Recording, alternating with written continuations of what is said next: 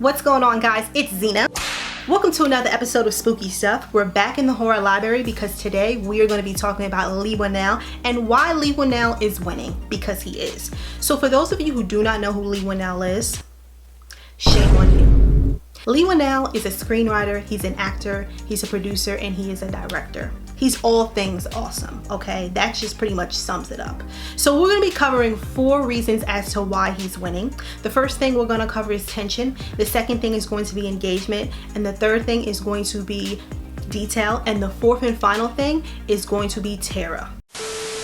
So let's dive right into tension. So when it comes to The Invisible Man, Leigh wrote and directed this movie. He turned a classic monster movie into a modern psychological horror about survival. This movie is full of tension from the start until the very last drop. And I feel like that says a lot because this movie is 2 hours and 4 minutes. So just the fact that it's able to still keep its viewers like attention it's pretty awesome stuff. I feel like Leigh has an awesome way of keeping his audience attention with his like catchy, relatable dialogue, the way the camera is creeping around, and even when it comes to death in this movie. The death that takes place in this movie is so unexpected. You never know when it's coming. You know, sometimes you watch a movie and you know where it's going, like you're just waiting for it to happen, or some movies just give it away with the sound effects. Yeah, it's not in this movie. Even when it comes to the actors, I feel like they all do a fantastic job. And let me tell you something, I don't use the word fantastic loosely. I know that everybody likes to use it. Fantastical dip march, you know, and all that stuff. And it's just, first off, you guys know that dip is just disgusting. It's stale. Nobody ate it. You guys are just doing it to be nice and stuff. You stick a chip in it and it gets stuck. Who's eating her dip? Oh my God, I realized how that sounds. The one who stood out the most for me, of course, is Elisabeth Moss, who plays the leading lady, Cecilia. There are some scenes where she doesn't even talk, so she's using her facial expression, she's using her eyes, and and as the viewer, we have to try to decipher exactly what is she saying, what does that mean, and we have no idea exactly what it means, what she's trying to say, or how she feels, but at the same time, it works because we're engaged, we're attentive, we're curious, we're just so intrigued with everything. So the next thing we're going to talk about is engagement. So Leigh also wrote and directed Upgrade. Upgrade is about a man who loses his wife during a mugging, and unfortunately it leaves him paralyzed.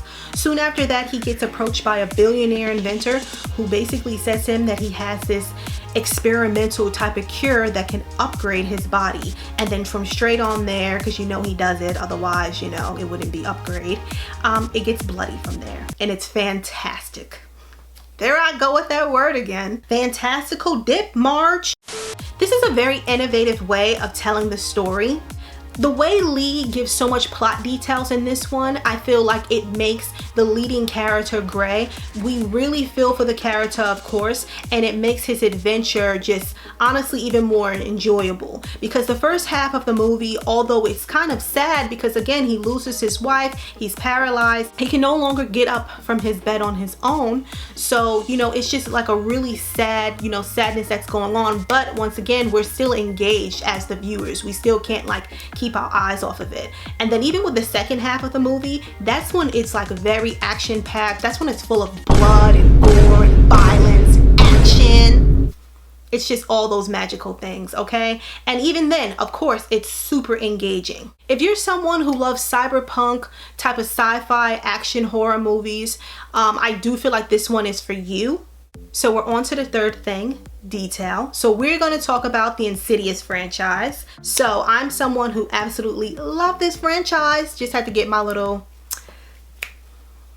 thoughts in there. I don't know what that was.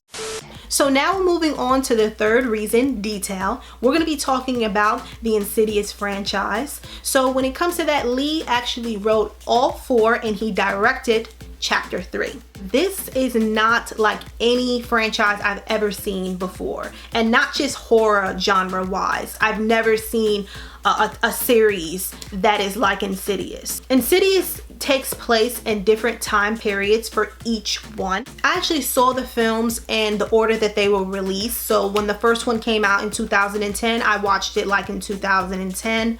And then, when the next one came out, the same thing moving forward. I'm I'm saying this because I actually have some people who asked me in the past about the Insidious franchise. Some of my friends, they're not really into horror movies, so it's like I'm kind of like their horror queen. I could be your horror queen too. And basically they come to me and they ask me, you know, horror things. Seriously, that's why, you know, I'm your best friend who loves horror movies. Basically, they came to me asking me about the Insidious franchise because they're interested in watching it and they wanted to know if they should watch the first Insidious. So, to answer the first question, of course you should watch the first Insidious. What's wrong with you? The second thing that I said to them, since they are new, I do not think that they have to watch the first Insidious first. So hear me out. In my opinion, if you are new to the Insidious franchise and you're interested in watching the series, I think that you can start with chapter 3. The reason why I'm saying that is because I previously said this to you guys, that, you know, all the Insidious movies are set in different times. And I feel that with chapter 3, it is a good starting point because you're going to meet important characters, and also like the time that it takes place, I think just fits as the first one. So I'll just leave it at that so it can be spoiler free. I have a whole guide as to how to watch the Insidious franchise. I say that because this franchise is filled with so much detail. If you are interested in hearing that guide on how to watch the Insidious franchise, I could definitely do a video on that.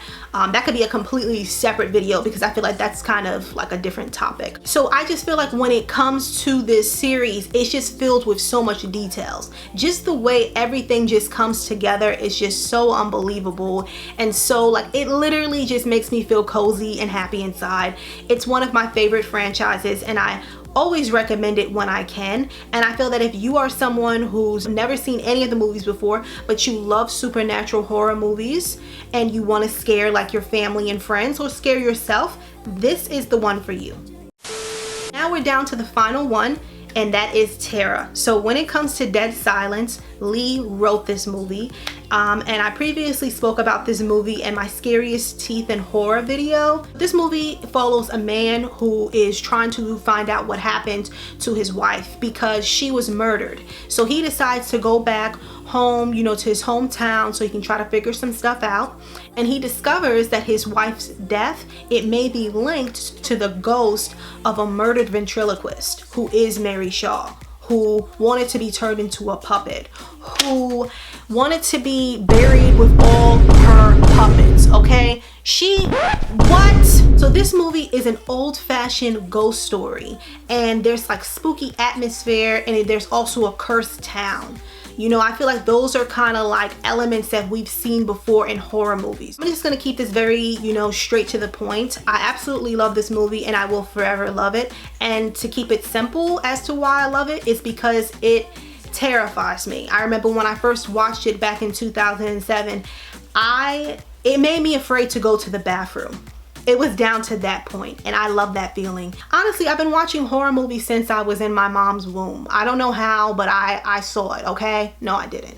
The point is I've been watching horror movies for a very, very long time. So when I find one that like really gets under my skin, that stays with me for days, for weeks, for months, for years, of course, I'm going to love it. I'm going to keep on watching it.